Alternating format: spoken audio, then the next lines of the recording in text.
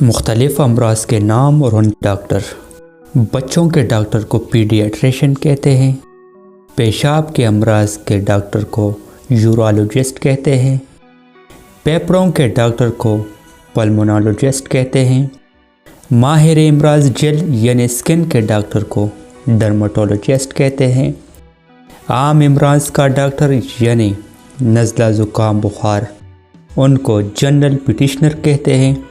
دل کا امراض کے ڈاکٹر کو کارڈیالوجسٹ کہتے ہیں۔ دماغ کے ڈاکٹر کو نیورولوجسٹ کہتے ہیں۔ ماہر نفسیات سائیکیاٹرسٹ کہا جاتا ہے۔